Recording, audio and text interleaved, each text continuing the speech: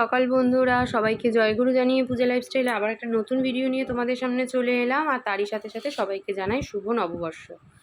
নববর্ষের নতুন বছর আজকে পড়ছে, তোমরা সবাই খুব ভালোভাবে কাটিও, আর তার সাথে সাথে আমিও যেন খুব ভালোভাবে কাটাতে পারি এই আশীর্বাদ করি। সকাল সকাল ঘুম থেকে উঠে আজকে রান্নাবান্না নেই বলে অনেক কাজ টুকটাক করে সেরে নিচ্ছি। গ্যাস টেবিল, গ্যাস আর সিঙ্ক ভালো করে মেজে পরিষ্কার করে নিলাম। আর দেখতেই পাচ্ছ এক গামলি বাসন আর এক গামলি জামা কাপড় আমার জন্য এখন অপেক্ষা করছে। তো এগুলোকে আগে দলাই মলাই করে সমস্ত পরিষ্কার করে গুছিয়ে ফেলি। চলো, তো দেখো বাসন মাজা তো আমার এদিকে কমপ্লিট হয়েই গেছে। বাসনগুলোকে সমস্ত এখানটা রেখে দিয়েছি। আর আজকে না রান্নাবান্না নেই, আজকে রয়েছে আমাদের মামাবাড়ি নেমন্ত্রণ। প্রত্যেক বছর পয়লা বৈশাখের দিনটা আসলেই আমরা কিন্তু মামাবাড়ি চলে যাই। তো মামাবাড়িতে কী কী করবো না করবো সেগুলো তো তোমাদের সাথে শেয়ার করতেই থাকবো, তোমরা বরং আমার ভিডিওটা দেখতে থাকো। মনা কিন্তু উঠে বসে গেছে 6টার সময় পড়তে, মানে যেহেতু পয়লা বৈশাখে মামাবাড়ি যাব আর মনার রয়েছে কালকে অঙ্ক পরীক্ষা, মনা কিন্তু অঙ্ক করে নিয়ে তারপর যাবে। সেই জন্য অনেক সকাল সকালই আজকে ঘুম থেকে উঠেছে। ওদিকে গণেশ তো এখনও ঘুমাচ্ছে। আর আমার জামা কাপড় কেচে ধুয়ে সব মেলা কমপ্লিট। আর আজকে না ঠাকুর বাসন, মানে কালকে রাতে ঠাকুর বাসনটা আর মেজে রাখা হয়নি, তো ঠাকুর বাসনটাকে এখন আমি মাজবো, ব্যাস। তাহলে আমার মোটামুটি এই সমস্ত দিকের কাজ হচ্ছে কমপ্লিট। মোটামুটি ঘরের সমস্ত কাজ সেরে নিয়ে এবার চললাম আমি স্নান করতে। আজকে যেহেতু পয়লা বৈশাখ, নববর্ষ, লক্ষ্মী গণেশ পুজো হবে, তো ঘরে তো একটু লক্ষ্মী গণেশকে পুজো দিতেই হবে, তাই না? এই হচ্ছে আমার সিংহাসনের লক্ষ্মী আর গণেশ। অজান্তেই কিন্তু লক্ষ্মীর পাশে একদিন গণেশ ঠাকুরটাকে বসিয়ে ফেলেছিলাম। গণেশ ঠাকুরটা কে যে আমায় দিয়েছিল সেটা আমার এখনও মনে পড়ছে না, মানে আমার মনে পড়েও নি। এই হচ্ছে গণেশ ঠাকুর আর লক্ষ্মী ঠাকুরের নতুন জামা। তো চলো, জামাগুলো লক্ষ্মী গণেশকে পরে কেমন লাগছে কমেন্ট বক্সে জানাতে কিন্তু একদম ভুলো না। আর আমার যেহেতু একটা ছোট্টখাটো ব্যবসা রয়েছে, তো সেই জন্য লক্ষ্মী গণেশটাকে একটু ভালো করে সাজিয়ে মালা দিয়ে, ফুল চন্দন দিয়ে, ফল কেটে সব দিয়ে পরিপূর্ণভাবে আজকে পুজোটা দিয়ে নিলাম। সিংহাসনে ঠাকুরগুলোকে বসানোর পর ঠাকুরের সিংহাসনটা দেখতে এত সুন্দর লাগছে। আর তোমাদের কেমন লাগছে কমেন্টে জানিও কিন্তু। গণেশ ঠাকুরের ধুতিটা কি সুন্দর হয়েছে না? এই ধুতিটা বাবা নিয়ে এসেছিলো, খুব সুন্দর হয়েছে। তবে ঠাকুরের একটু বড় হলেও বেশ কিন্তু ভালোই লাগছে, তাই না? যা পরিমাণে গরম পড়েছে সে আর কি বলবো। গণেশকে তাড়াতাড়ি করে ঘুম থেকে ডেকে দিলাম। গণেশ উঠেছে, উঠে এনে দিল আমাকে ফুল আর মালা। মানে এই ফুল মালা কালকে রাতেই বলেছিলাম কি গো এনে রাখো, তাহলে আর তোমাকে সকালে তাড়াহুড়ো করে উঠতে হবে না। কিন্তু উনি আর এনে রাখেননি, যাক এখন তো এনে দিয়েছে। আর ফল মিষ্টি দিয়ে আমি পুজোটা সেরে নিলাম। তারপরে নিয়ে নিলাম হলো 1 কাপ দুধ চা, না 1 কাপ পুরোপুরি নেইনি, হাফ কাপ।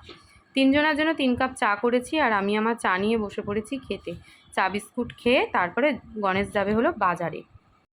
আজকে যেহেতু আমাদের রবিবার, সারা সপ্তাহের বাজারটা আজকে করে রাখতেই হবে, যতই নেমন্তন্ন থাক না কেন। বাজারটা তো আমাদের করে রাখতেই হবে, আর আমাকেও গুছিয়ে রাখতেই হবে।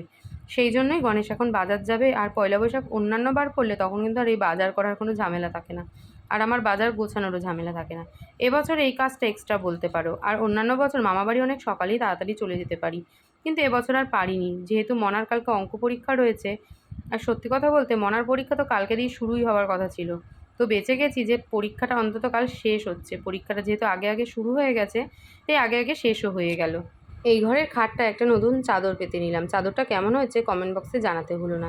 এই চাদরটাও কিন্তু আমার কালেকশন। আজকে আমরা যাব মামাবাড়ি, মানে মামাবাড়িতে তো পয়লা বৈশাখে আমরা প্রত্যেক বছরই যাই।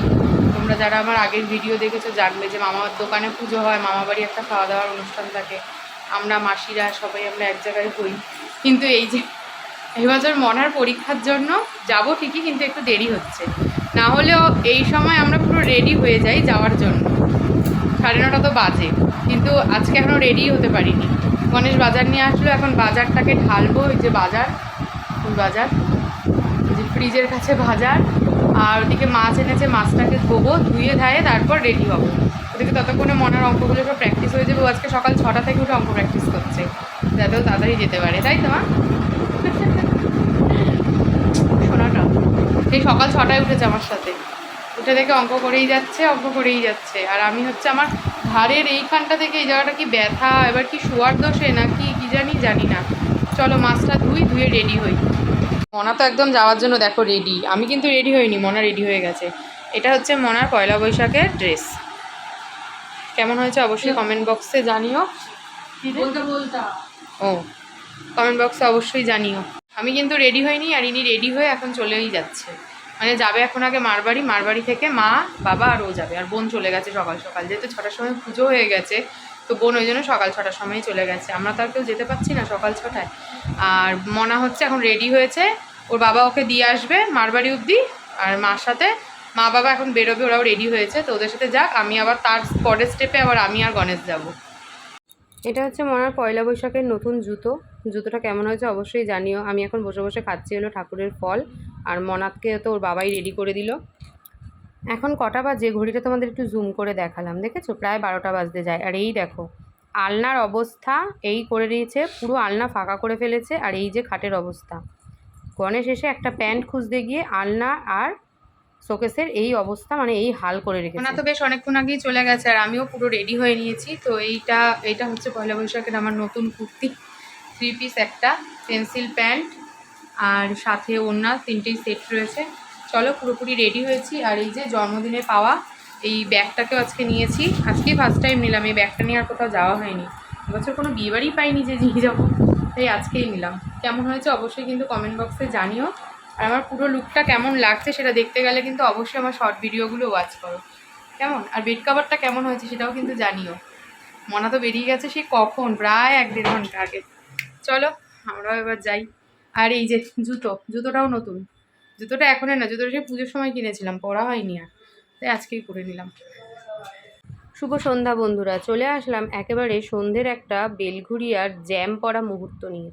দেখতেই তো পাচ্ছ দুটো দিকে কি পরিমাণে জ্যাম, আর মাঝপথে সবাই দাঁড়িয়ে আছে, বুঝলে।